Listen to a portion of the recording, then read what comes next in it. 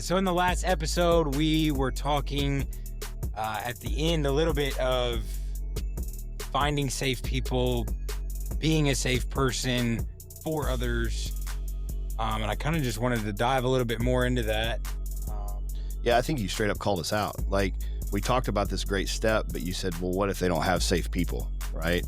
And I think that's a great question to ask. And I'll go back to Bryan. So, you have this revelation that you've lived this life and it's time to stop living that way. And you pull this mask off or whatever that process looked like, but you take a healthy step. How did you figure out who to go to? It's weird to even think of that, but you don't know right away. For me, my experience was kind of different. I can even talk about, when things begin to change for me, still imperfect, still make mistakes, all the things so that people don't get all weird. You don't just turn into this white rose like on the Hunger Games that Thad loves from President Snow. You're not just ultimately it's weird that he knows all the characters. You're not just Snow already. But when I think about, there was a time where Thad and I worked together, and it came time for Thad to check things out in a different way. And I'll tell you this, because I'm not answering your question, but I am. This is what happened. I just started to feel like, man, I think that it's time for Thad to come back. I kind of told you that when we met. I seeked you out. We had coffee. And in the way I said this to him, if he remembers it, is I felt like I was given permission from the Father to reach back out to Thad. Well, what about Thad?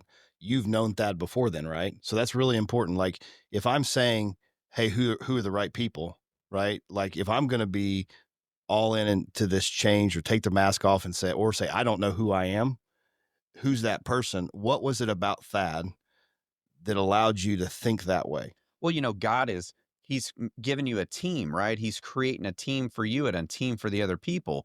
And so what happens is he's obviously building a team around you for the things that are going to be source for them and for you. And so my experience for that is Thad's and I's relationship started business, but then what it did is how can Thad and I create some purpose-driven stuff from our platform? Yeah. And it's just so happened that Thad's into sports, likes to work in the community, and saw what I saw in that is not just a marketing event, as it's our player of the game deal we do. So that's all what I saw. It wasn't just like, okay, let's market this thing. It's like, hey, if we can do this 100 times a year and we get 2 to 3 opportunities to speak some hope to a kid, talk about love, talk about the things they don't get to hear, that's the opportunity. And ironically, that happens. When you show up, that happens. And so many people would think, is it really worth that time? Well, you know what? Most people would say no. But when there's someone special involved, and Thad has a heart and he has eyes to see the opportunity, Thad's going to make that bet every time because of how his heart has been built, that the Lord said, hey, out of 100 opportunities, hey, dude, you're going to get 3 to leave a lasting impression on a kid that doesn't have a dad, doesn't have a mom, or is raised by grandparents or uncle. Thad jumps at it. That's not a great business decision, but it wasn't a business decision, right? It was about business. It was more about letting kids know that they have people rooting for them, even if their home life sucks.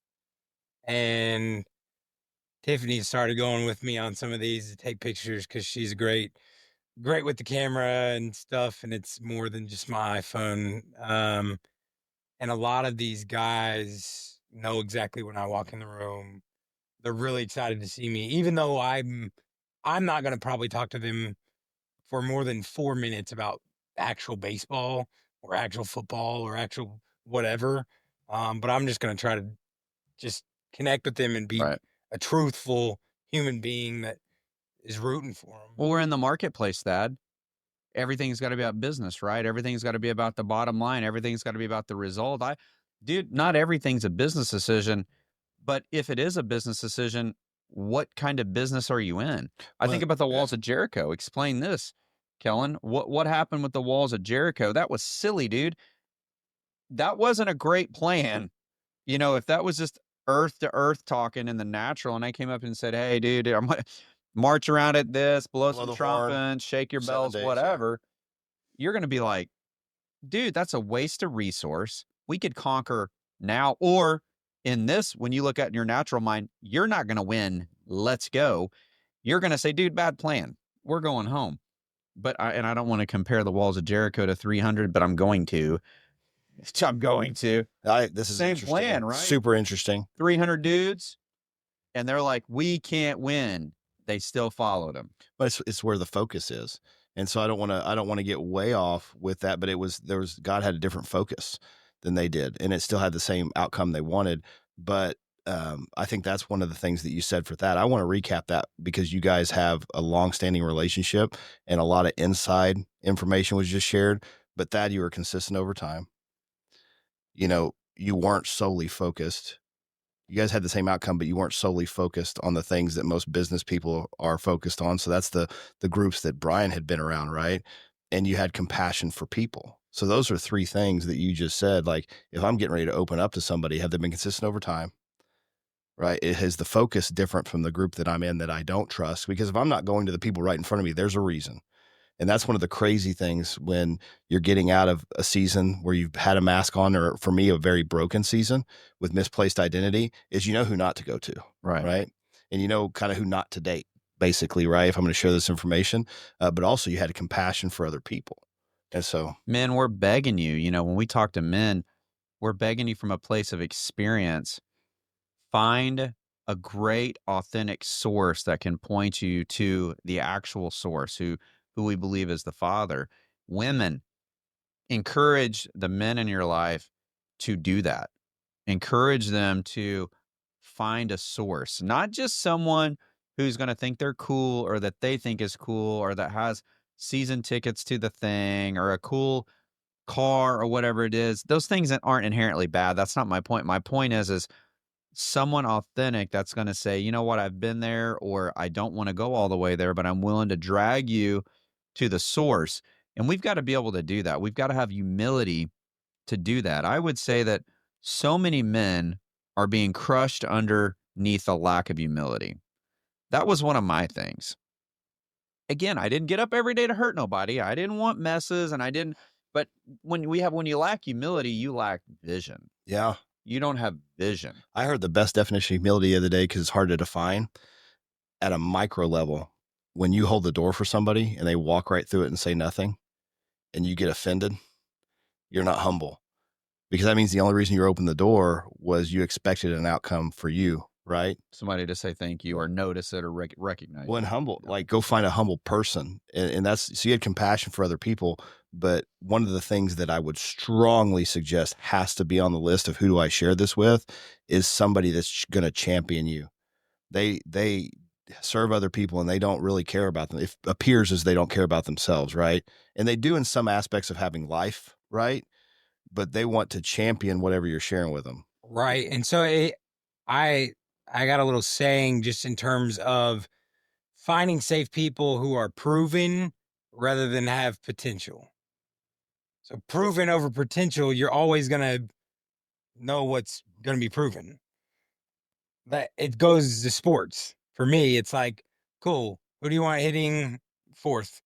The guy that might hit 250 or the guy that hits 346 every single year? Well, doesn't matter. When you begin to start to make changes, guys, you got to realize too, attacks are going to come. Don't get weird about it. They're coming. The enemy does not care if you go to church, Thad. No, not The all. enemy does not care if you show up to the men's group for the Bible study, to the Christian lunch. He does not care. The enemy does not start to care or notice until you begin to change. And the only way you're going to change is when someone else is willing to drag you to the foot, of the cross, we can call it that, to the altar, to just the place of realization that there's stuff that's got to change. And it's going to sound a lot like the instructions given at the walls of Jericho. That's going to be like, jump on one leg and scratch your head. It's walk around this wall and blow this trumpet. And it's walk around going to twice. be weird. But see, if you don't have humility, which means you don't have vision, that means that you're not in sight of the real source that can get you there. Well, I think another really important thing to say here in what you're saying, Bryan, is the change that you're making is not just actionable, it's in your heart. Oh, it's heart position. It's heart position. Bad heart position rules everything Yeah. because people can fake you out.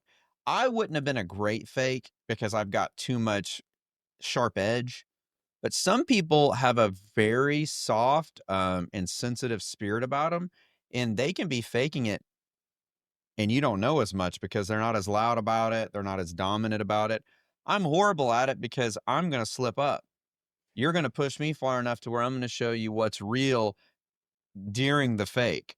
But what's real is a bad heart. So when you see that real thing, you can go, that was really him. You guys have heard that, right? That was really that guy. That was really him. But what sucks is it's because of the heart position so nasty, that real part of them needs to be really refined and changed. And the only way to do it is a shift in the heart. None of this happens. None of your examples earlier, Thad, can happen without a heart shift. Your brain can't do it. The brain's going to follow the heart, right? The brain's going to try to tell the heart what to do because that's logical. But as the heart begins to change, you'll start to notice the things you're meditating. Have you ever thought about this? In the Bible, it says what you meditate on. Do you guys think that when you're meditating, that has anything to do with your brain? For me, I think my human mind wants to say, well, yeah, I'm taking that in. I'm reading it. My brain is learning it. I almost feel like that when you're meditating on the word, though, if we're going to get supernatural about it, that the word is way more powerful than reading English words. What you're meditating on is coming into you, and I believe it's bypassing the brain kind of, and it's sitting in your heart, and you're trying to decide, hey, how do I feel about this? That's the meditation I think of. Well, yeah, because it penetrates there, but also you have to say with what you're saying is if it's not another book, it's the word, and it's living and it's directional, and It's living. and That's the key. it's written in a time period where if you go study it, it will make a lot of sense. But as you're in it, it's going to give you direction and exactly what you're looking for. And I think that's another key piece that might make some people uneasy if they don't believe, and that's fine. This is where we found freedom: is find safe people, but get in the word. We're talking about the source. Yeah. And Thad, you're going to have something on this too. A good friend of mine, Sean, told me one time, and this was before, it was earlier on in my life to where it was like, you're seeking out counsel. And he was like, dude, there's nothing wrong with having a counselor when there isn't really anything necessarily wrong. Get into a counselor once a month, once a quarter. And I think one of our messages to men is, hey, it's not weird to do that. No, it's not weird at all. It's weird. You got to have some humility to actually accept the help, accept the want for the help. Because you think that you got to put a Band-Aid on a wound. If you don't feel like there's a wound, I'm too strong. No, we're saying you need this. This is what's going to lead you to the source. A good Christian therapist. To talking about stuff with people, to having Right. feelings, Well, like we said in the last you don't episode. realize how much you don't know about yourself till you go to a counselor. And Bryan, there's a lot of things to tie in here, but the ironic thing is the lie of our culture that says you have to be a broken person to go sit down with a person that took their entire life goal to help people better understand themselves and how they were wounded in all areas of life and get freedom. And the more you know yourself, the better you can help other people. The same thing for marriages. If you talk to any marriage counselor, their number one pet peeve is the stigma that for couples to wait so long that it's not recoverable and then break down and come to a marriage counselor. That's not what they're for. That's why there's premarital counseling, is they know more about marriage than you and your bride, period. Well, and by the time, listen, I haven't met many counselors that aren't willing to bring in the couple in trouble, right? They're going to do it. But think about how much easier this could be if we're already in there in a process working on how do we communicate, how do we do this versus in there on life support. And the therapist is literally trying to work figuratively a miracle in a relationship to where it's complete chaos. Can you imagine someone that's laying there barely breathing at all and you're just telling them, just breathe? Yeah. Well, and I don't want to push blame on people at all, but I know my generation has become a lot more okay with actually going to a counselor. But Why do you think my that dad's is? generation, he don't talk to nobody about nothing. What do you think it is? Why is your generation I think the Hunger Games generation? I think that we've realized we have trauma and there's actual words out there for it that have been defined of like, this is going on. and you actually need something to talk to people about it. First time I ever sat down with a counselor of any kind, for the most part, was in college, and they had a free counselor on campus that was like, "Hey, just schedule an appointment. I don't just throw it on my calendar, show up." It's across campus. You don't have to do very You much. You make just a got to good show up. point. You make a good point, Thad. When I think about it, I don't want to.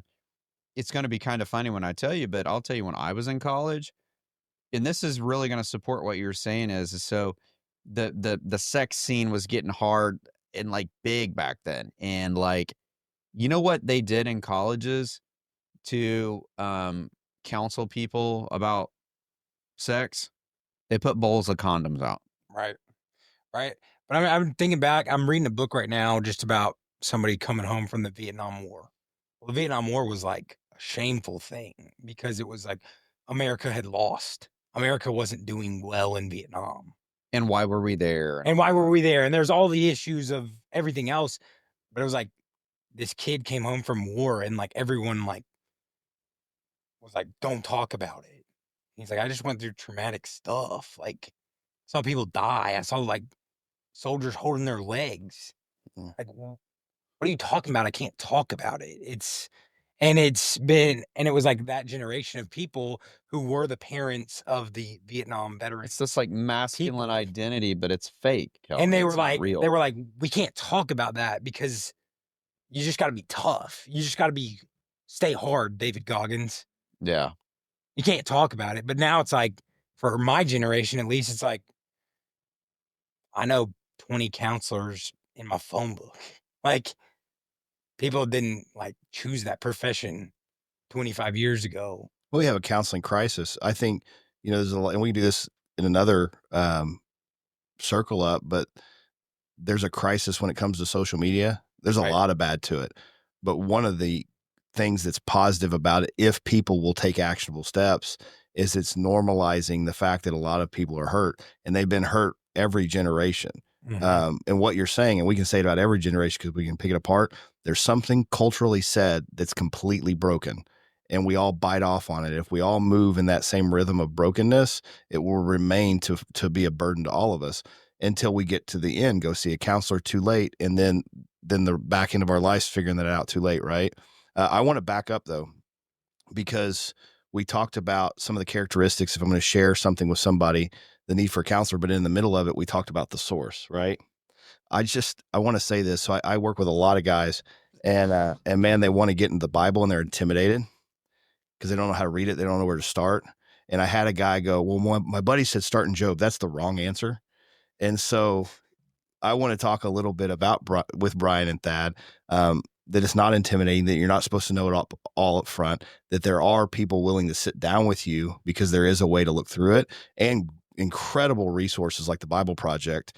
But I would say start in the book of John. What say you, Thad?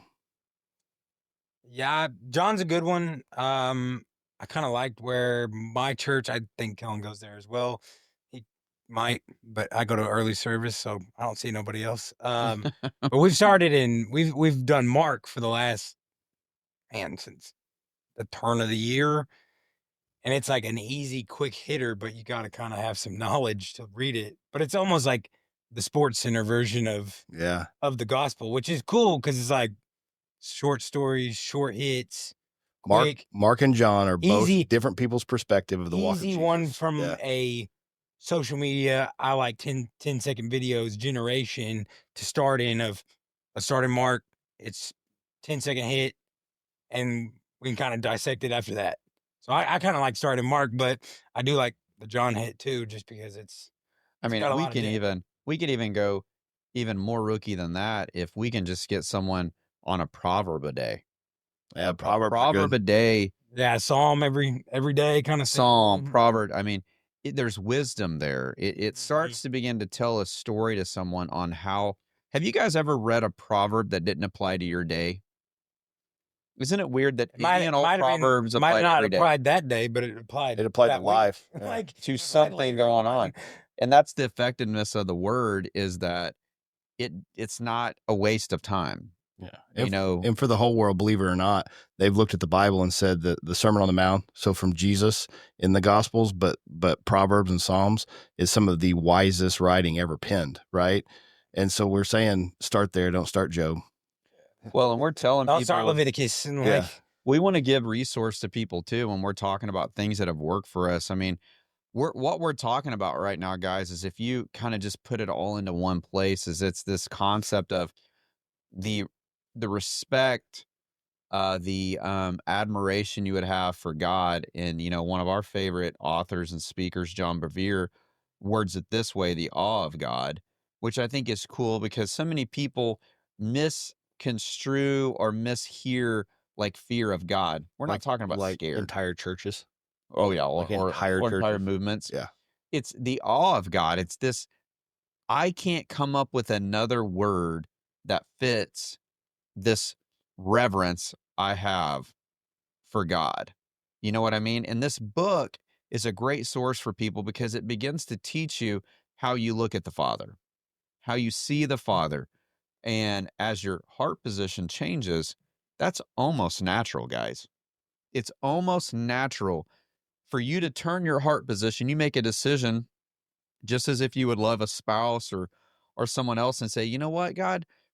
I'm so grateful that you've given me this. I'm so grateful for what you've done." As you begin to show thanks to him, this heart position begins to change through this praise, because a lot of people think praise is only like singing songs at their church. Man, to me, praise is all about offering up gratefulness to him for what he's provided, for what he's given to you and brought you through. It doesn't have to just be singing. Praise, I think, is this action, this thing you can show him even through prayer. A lot of the time you're praising because you're offering thankfulness to him. And in the awe of God, it's big on that. I'm also reading let's get real about the Bible too. Sometimes it's hard for people to read. I really, really like and it's for me, I'm this is another place where I go guilty. I'm very bad at having daily time in the word, and I found the Passion Translation, and the way they do it, I like it. And I know there's going to be a lot of people out there that was like, that's not the real thing, blah, blah, blah. Listen here. Let's just get the Bible read, and then we can break down what's real and what's fake, okay? I also would love to have a closed room with those people because I've read the Passion Translation and the Message Translation, and I've heard from God through both of them.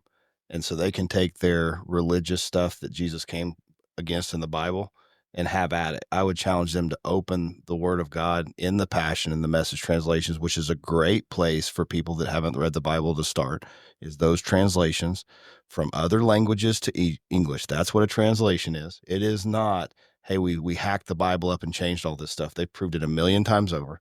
And they have scholars way smarter than everybody that wants to jump into that conversation that have vetted all those writings and get in and allow God to start. We talked about this before. Yeah, there's a lot of instruction. Yeah, this is an ancient book. It's amazing. But do you believe that it's the living word of God? And if you do, Yeah. it's going to move and it's going to talk to you. Well, let's stop trying to dispower the most powerful being here. If we believe what we believe, it's a little weird. But so's the thing that's not what that is. It's all a little bit weird. So if we're going to break this thing down all the way to this Bible translation is weird, you know what? You're Miss me with that. And here's why. wasting We time. watched a blind woman be healed. Yep. We watched a 4-year-old boy walk. Take a brace off on his own. that We he's had watched forever a from seizure. junior high school age person's leg grow. Miss me with the interpretation of the Bible that you want to hear. The Bible is the Bible. And if we believe that the God that did that influenced the word, I don't know that I care about which translation I'm in. He's overseeing that. He's the ultimate power of what I receive from that. And if you think that God that's going to heal blind eyes is going to have you receive the wrong interpretation of the Bible, that's religious. That's men saying that. That's men that actually don't actually believe in the power of the God they talk about, because the God they talk about, that's not an obstacle to him. Yeah, throughout, one of the things to look at too is throughout Scripture, there's second and third generations of believers, and that can either be a religious spirit or it's a passed down belief, where family's super religious, and so you read it out of need to, and you do all the right things. But yeah, if God's not moving in your life, that's where that conversation, which I feel is wasteful, is arguing with somebody that's wanting to read the Bible about what translation and all Who this kind of cares? stuff. I want to see him. I believe that's where it comes free. from. We just want to see him Yeah. have freedom. Well, are you eating or are you not eating? Are you eating from the bread or are you not eating at all? Because if you're starving yourself, then you're not eating. Well, that's a great thing to say. So again, in the Word of God, when you jump in, what it actually reveals is how long would we go without food and feel okay, right? Right. But the uniqueness of how we're designed is the Bible actually says that humanity, God loved his sons and daughters that he made us, and we're designed. So all this stuff in Genesis is perfection, but we're like God. So we're a body with a soul and a heart, and we're a spirit. So we're 3 in 1 too. And you can't feed the spirit with physical food. Right. And for me, as a dad of a very picky 3-year-old, I've been there. Are you eating food today or are you not eating food? Yeah. Cool. It might just be like some cheese cubes. It might just be a couple pieces of oranges, but that's better than not eating food. So it's like, why are we being all high and mighty about what translation they're reading out of the Bible? Well, I'll tell you something else. Doesn't make any sense to me. I'll tell you something else that's hard to stomach with our culture is we have a lot of people that are super comfortable calling themselves a believer and then can't define what that means, or they don't read the Bible. And I just ask you to stop. Like nothing else in life, I think this is awesome. What do you sell here? You're not gonna let me get through that without one joke. What's the? I've go got for one. it. Go Let for me it. get one, guys. Just make sure it's not a kinda dad like joke. These people lately, look, this isn't a political thing I'm about to say. This is just a basic factual thing. Don't you guys love all the expert level tariff people lately that can't even get a Blockbuster card? Look, I'm not even saying that I agree or disagree with the tariff right now. I'm just saying, stop it. If you can't get a Blockbuster card or a Kohl's card, don't talk to me about the refinancing of $1 trillion worth of national debt in real life. I'm not going to hear you very good. It just drives me crazy. And it's what you're saying right now. Credibility is huge. If you don't know what you're talking about, stop. And if you know too much about what you're talking about, and there's no faith, no source, nothing supernatural about it, because we already talked. I said this earlier, you guys did, but I said it's weird, man. It's weird. God, it's weird. And God knows he's weird from the standpoint of, yeah, I created this, I'm the thing. And if we believe this, but we're going to start then like tearing apart the things that he's done, even when we've seen him do supernatural. So that's what, from my perspective and yours, Kellen, is we've seen him do things. Yeah. We've heard him speak. So who in the world am I to go, okay, you just healed the blind eyes, but hey, dude, about these interpretations, I'm not going to do that because my reverence for God the Father says he had a reason. Yeah. There's a reason for all this thing. And to the believers that want to be like, or get weird about healing, like it didn't happen, or get super upset, I tell them to get off your rear end and leave the house. You're sitting too idle. There's no fruit. Because you mentioned this earlier, and the Bible talks about faith as multiplication. So really, according to Scripture, you being a good little boy and studying Scripture and talking to God like you're supposed to in a religious act is dead works. You're not doing anything that the Bible instructs believers to do, which is why in a big part of our culture, so many people that don't know God have such a hard time with it, because of the actions of those that say that they do. And here's what I want to make. Here's another great example that's not tariffs. I know that's a hot thing, but you sell insurance, right? Sometimes we Thad, you sell insurance. I'm just going to go to somebody. I do sell insurance every day. Do you know anything about insurance? I know probably too much about insurance. Would it be weird if you didn't? Yeah. Right. If I'm selling something that I don't believe in or care about, then I have no conviction in selling it. What career did you have before insurance, Bryan? I mean, I was in the mortgage business before. Do you know anything about mortgages? I'm the bad person to ask about this. I knew people that did. Yeah. I knew people that did. But yeah, I knew enough sometimes in what Thad was about to say, and this goes in our life for other people and how we minister, is sometimes we know so much that what we call in a business world is like we pre-underwrite people. I would say, Kellen's not going to be interested in this because this or that. Yeah. You know, we're doing that to men in our churches. So look, let's take this full circle. What you're saying, and this is important too, because we talked about how to find safe people. People that have a knowledge base on something and will use it to demean you or make you feel less than are not safe people for you. Just because they know what you want to know, they need to treat people right. And that usually starts for me. And we talk about this in the business world. I'll watch somebody new and I'll walk into a place and ask them to go in front of me. And one of the things I want to see is how they greet a person that can give them nothing back. So usually the greeter or the person that sits you down at lunch can give you nothing. And I want to intentionally watch people and see how they act because that tells me a lot. Right. And it goes back, proven over potential. Proven over potential, because you are going to find people. The safe people are proven all the time. They're proven to be safe. They're proven to want better for others. They're proven to strive for higher morality, higher integrity. The potential is they could do that, but they also could be doing some riffraff. And it's got to take work, guys. It's going to take work. Unfortunately, in most cases, it's not just easy and put in your lap. You've got to make decision. You know, you've got to be able to make decision. And so what we're trying to do is help people understand is that there are people out there that can help you. If you're in a church, I would encourage anyone, if you're even at that level, if you're at a church, to seek out a men's group, a men's leader, and just say, I really want to get authentic. If you don't have that, I want you to reach out to the very best person you know. Take a step and say, I need to get connected. Get on our Facebook page, get canceled, and leave a message, send a direct message. This is the hardest part of being in the battle is you're going to have to make decision. David wants to go fight Goliath. Do you think he wanted to do that? No. God asked him to do it, empowered him to do it. What did he have to do? He had to get up, grab the sling, and say, man, I'm kind of young for this, and he's pretty huge. But if no one else is going to do it, I would say, men, be a David. Be a David. Find someone to get with. You know, I just think that it's such an important topic, Kellen, because we're either winning or losing a battle for men. Well, you look indecision. And you look at the life of David. The important thing is, because he had some failures later, and when he had failures, the person he went to had died, Jonathan.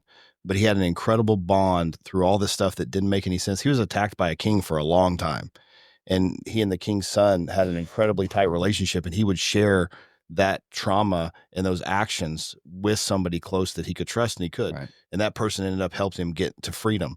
But you're exactly right. You have to hear it and go from the source, but you also, during your journey, will absolutely have conflict, battle, failures.